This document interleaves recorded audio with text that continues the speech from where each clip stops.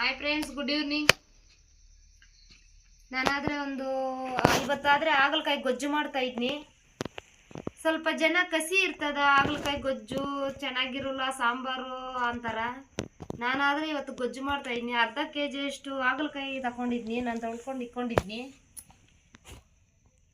ನಾನು ಹಾಗಲಕಾಯಿ ಇವತ್ತು ಕಸಿ ಇಲ್ದಿರ ನಾನು ಗೊಜ್ಜು ಯಾವ ಥರ ಮಾಡಬೇಕು ಅಂತ ನಿಮ್ಗೆ ನೋಡಿಸ್ತೀನಿ. ನೋಡಿ, ಈ ಥರ ಹಾಗಲಕಾಯಿ ಕಟ್ ಮಾಡಿಕೊಂಡು ಸ್ವಲ್ಪ ತೆಳ್ಳಗ ಕಟ್ ಮಾಡ್ಕೋಬೇಕು, ರೌಂಡ್ ಶೇಪು.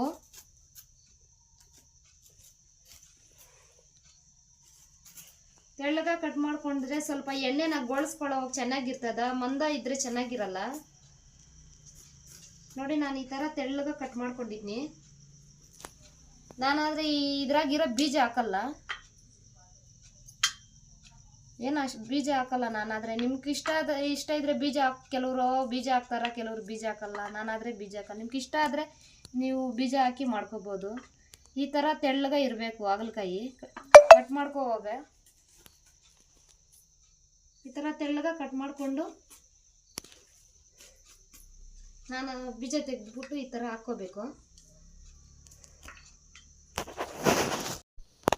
ನೋಡಿ, ಈ ಥರ ಹಾಗಲಕಾಯಿ ಎಲ್ಲ ನಾನು ಕಟ್ ಮಾಡ್ಕೊಂಡ್ಬಿಟ್ನಿ. ಇದು ಕಸಿ ಇಲ್ದಿರ ಮಾಡಬೇಕು ಅಂದರೆ ನೋಡಿ, ಸ್ವಲ್ಪ 1 ಸ್ಪೂನಷ್ಟು ಅರಿಶಿನ ಪುಡಿ, ಸ್ವಲ್ಪ ನುಣ್ಣುಪ್ಪು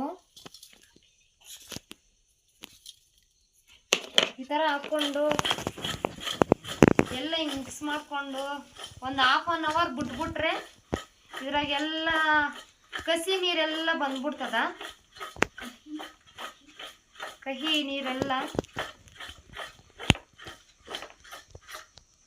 ನೋಡಿ, ಈ ಥರ ಉಪ್ಪು ಅರಿಶಿನ ಪುಡಿ ನೋಡಿ, ಇದ್ರಾಗೆಲ್ಲ ನೀರು ಉರ್ಕೊಂತದ. ನೋಡಿ, ನಾವು ಇವಾಗ ಸ್ವಲ್ಪ ಉಪ್ಪು ಅರಿಶಿನ ಪುಡಿ ಹಾಕೋ ಪಾಟ್ಗೆ ಸ್ವಲ್ಪ ಕಸಿ ನೀರೆಲ್ಲ ಬರ್ತೈತೆ. ಒಂದು ½ hour ಬಿಟ್ಬಿಡ್ಬೇಕು.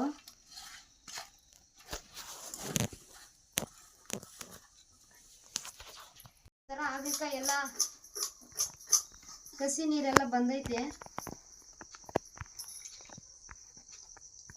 ನೋಡಿ ಎಷ್ಟು ನೀರು ಬರ್ತಾಯಿತ್ತು.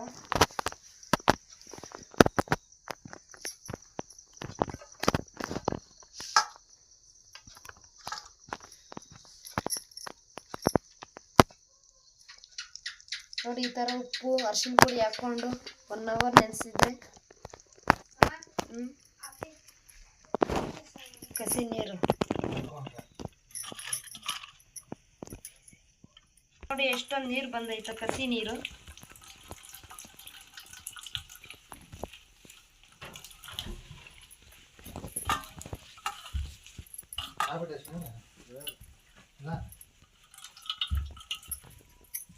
ನೋಡಿ, ಕಸಿ ನೀರು ಎಷ್ಟು ಬಂದೈತೋ.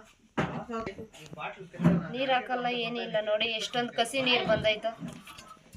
ಇವಾಗ ಎಣ್ಣೆ ಹಾಕ್ಕೊಂಡು ಗೊಳಿಸ್ಕೋಬೋದು.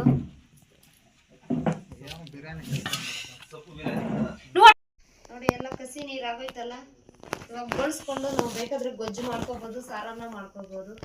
ಓಕೆ ಫ್ರೆಂಡ್ಸ್, ನಿಮ್ಗೆ ಇಷ್ಟ ಆದರೆ ಲೈಕ್ ಮಾಡಿ, ಕಮೆಂಟ್ ಮಾಡಿ, ಶೇರ್ ಮಾಡಿ. ನಿಮ್ಗೆ ಇಷ್ಟ ಆದರೆ ಈ ಥರ ಮಾಡ್ಕೊಳ್ಳಿ.